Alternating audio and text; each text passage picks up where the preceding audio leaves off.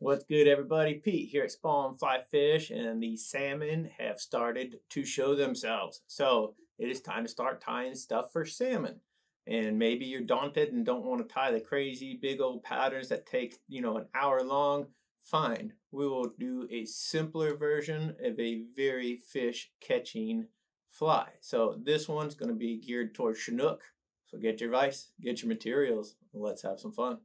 In the vise today, we are starting with the Ahrex SA254 size 1. For the bead, we have the Spawn super slotted tungsten bead in fluorescent orange, and then I've just got 6 wraps of some 0.025 lead-free wire to hold everything in place.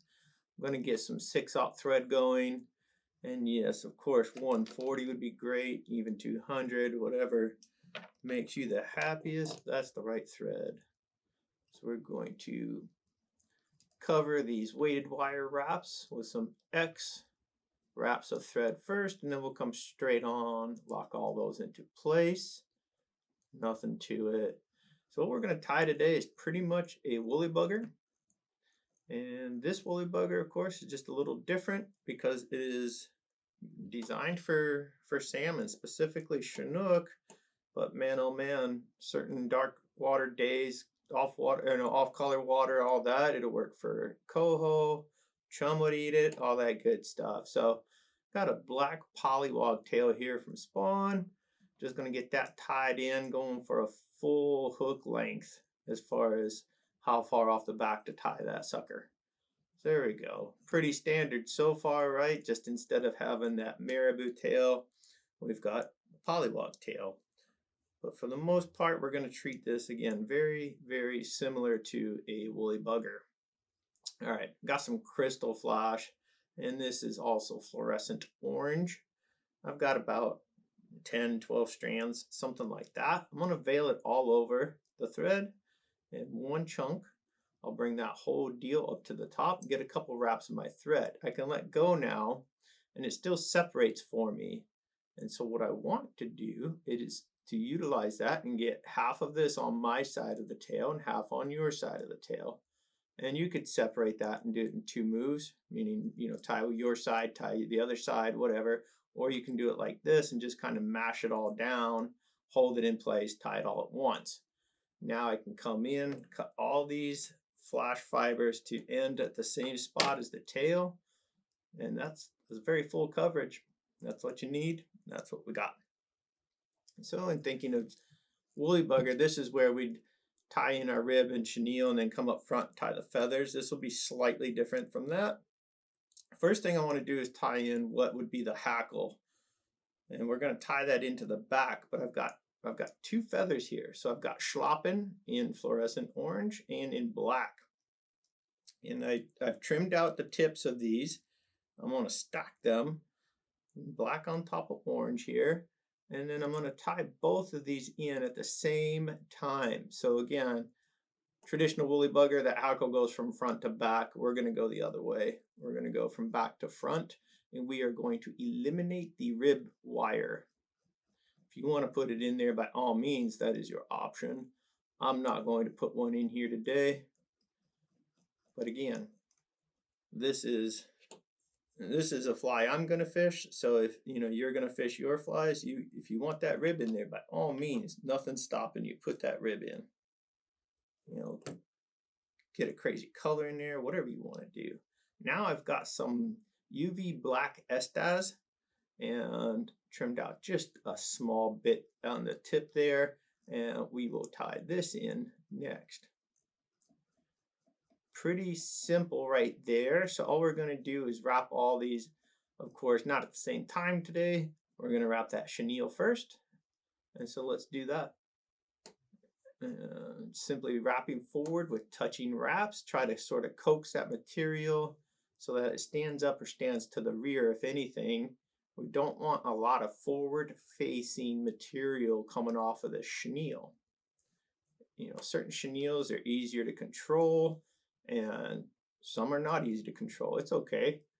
Different effect, different finished look and all that. It's all good. What matters is, are the fish eating that fly?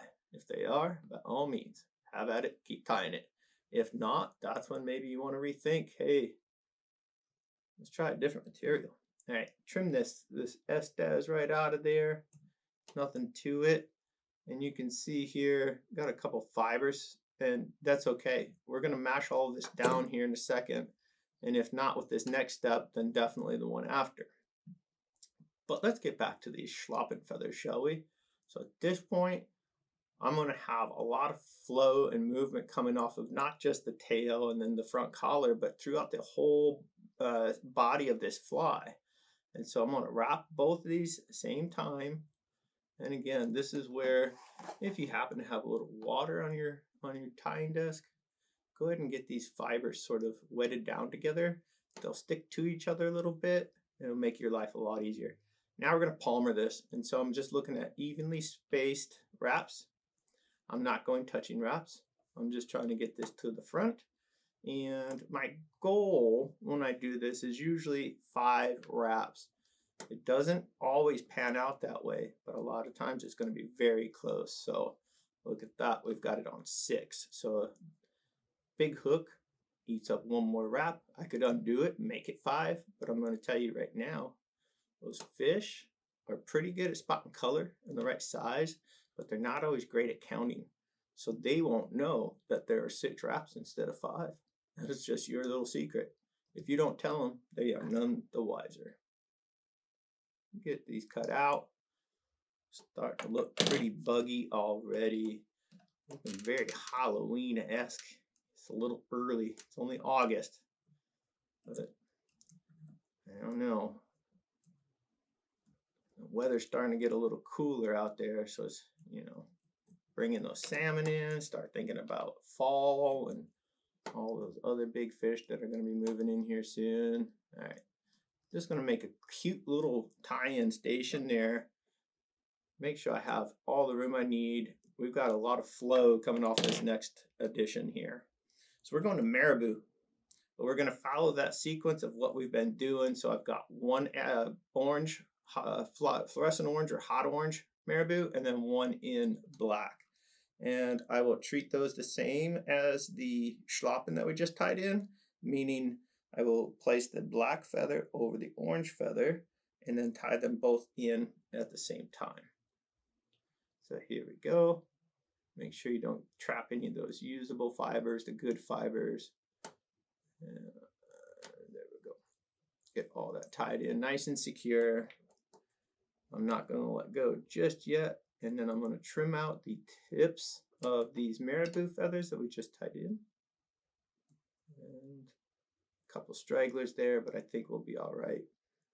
In the grand scheme of things, we still have to trim out the tag or butt ends of this marabou, so there will be some more tidying up as we go. All right, and again, at this point, make your life just that much easier. Get your fingertips wet, and then coax these fibers off to the side, down, get them to sort of line up with each other first, and now you can bring them both back at the same time. And then just keep your tension pretty steady and not a lot of pressure here, just enough to keep those quills together. That's all we're looking for. So there's a wrap. There we go. I want that to sit just so. And then this would be the second wrap here. And you can see just how fluffy and flowy and full this is really going to get. And at this point, I'm going to turn this up.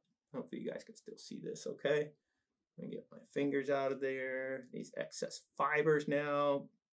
We're just going to run a bodkin here, separate, so I get a clean V between the fibers coming off that we're going to use and then the fibers in the quill that we won't use. So you see that V shape right there. And so bring that down, get your fingers wet, get all those fibers going back the right way. There's one fiber here stuck on the thread, and that's all we need. A wet thumb action. Now, just drop that thread down, a little tension. I'm going to do that a few times and secure these quills from both of these marabou feathers. Let me turn this right side back up, which is actually upside down because it's a jig hook, but you guys are all following along. You know what I mean. Again, as tidy as you want to get this, now's a good time. And one more time with the comb. I do like to do this before I make any more solidifying final wraps, so that if it's misaligned at this point and I just have at it and wrap down, it's going to stay misaligned. If it's misaligned and I come in and release the fibers and then they get back into the proper positioning, that's when you want to finish all those solidifying final wraps. And everything will stay where it's supposed to be. Voila. Pretty easy. But man, oh man, is this fishy. Look at those colors. I'm getting hungry just looking at it. Time for a whip finish. Maybe even two. We'll see. There's one. That was pretty easy. Let's go ahead and put another one on there just because we do plan on encountering some big fish this fall. So there we go. Second whip finish. And now we just carefully trim out our thread. Grab a little Loon hardhead clear, and we will secure all these thread wraps now with a little bit of head cement. Let's try to keep it out of the marabou there. I got one fiber that's stuck and I don't like it. There we go. Pinch those right out. Nothing to it. And now we're back to the cement. Doesn't take a ton.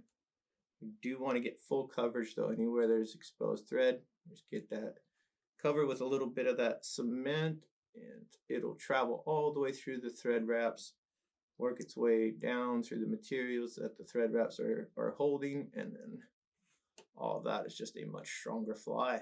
So there you have it, essentially a Chinook woolly bugger variant, I suppose. That's the key word, variant. But look at that, flowy, all the right colors. I mean, good night. I'd eat it. I think the fish will too. So I hope you guys enjoyed. If you did, by all means, please hit that like button. Please hit subscribe. We will see you all on the water.